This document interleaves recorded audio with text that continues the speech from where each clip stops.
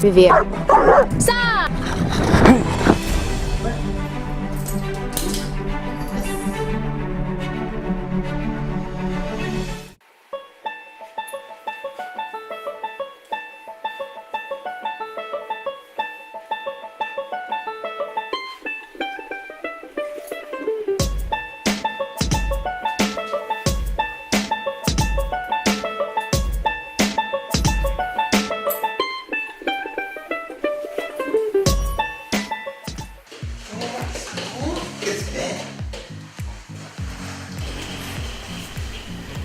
So in this video, I'm starting from scratch.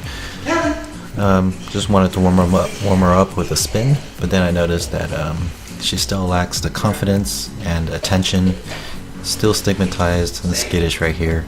So I'm going to start from the basics with the touch. Every time she touches my finger, I say yes as a positive release, and I just keep repeating this until I can get her full attention.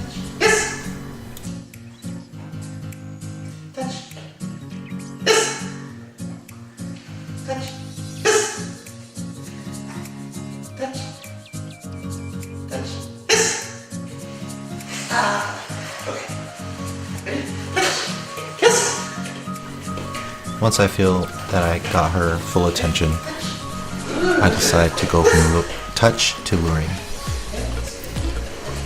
It's the same thing basically, except the target is moving.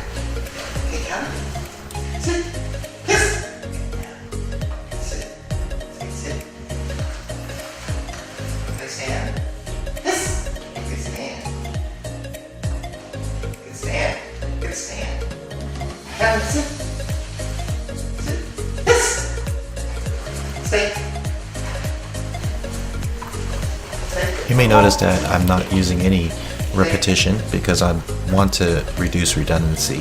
Of course, this is not as effective, but this is considered passive learning, and over time it allows her to use her deductive reasoning. So like algebra, it makes her more skillful in the end.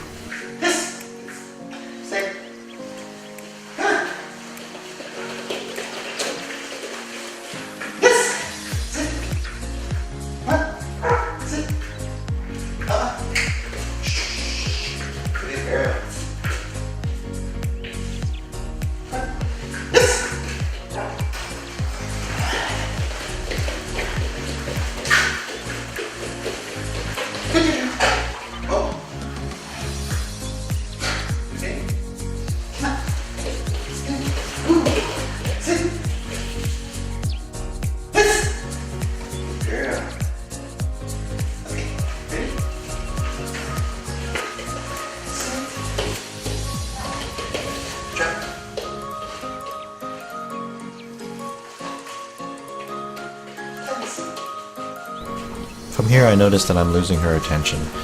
She's still a little skittish and nervous. I know she understands what sit is, and yet she doesn't quite do it all the time. So her nervousness is interrupting her education, and possibly she's losing focus due to the monotony of the lesson. So I'm going to have to mix things up a little bit very soon.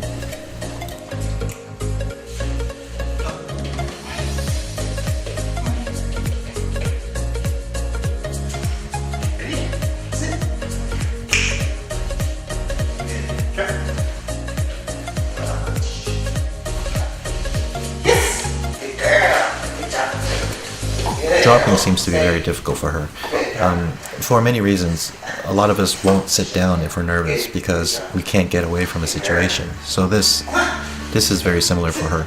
Also, when in the previous lesson, when I grabbed her collar or when I'm trying to push her, she gets nervous.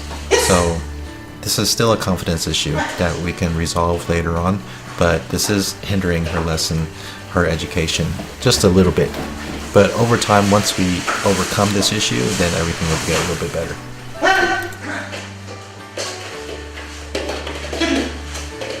I moved the box so I can lure her between the box and me, so her healing position can be closer to me. but it's not working really well in the beginning because she's worried that the box could harm her. This is another confidence, fear factor that we need to overcome.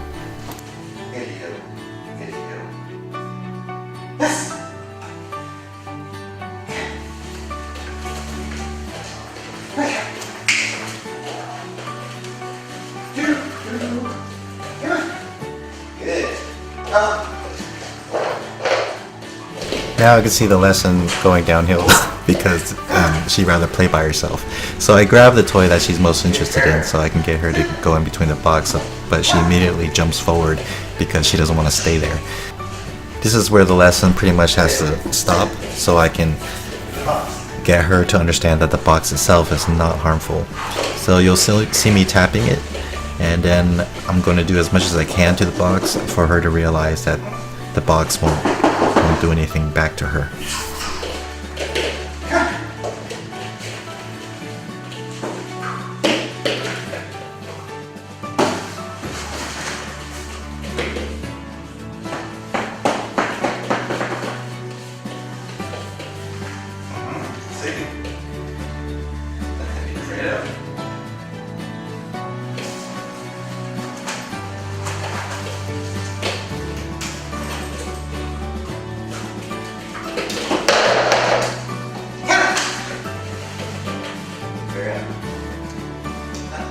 I'm utilizing the leash so I can control her movement and try to implement a little bit of tough love, forcing her into a position she's not comfortable with so she can overcome the fear a little bit faster. Good girl. Yes.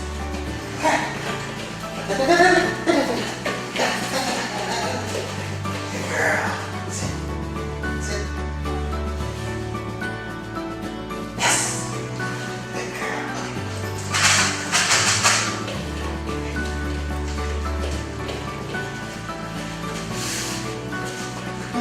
Nice. Good place. Stay. Sit. Sit. Good girl. Sit. Good. Okay.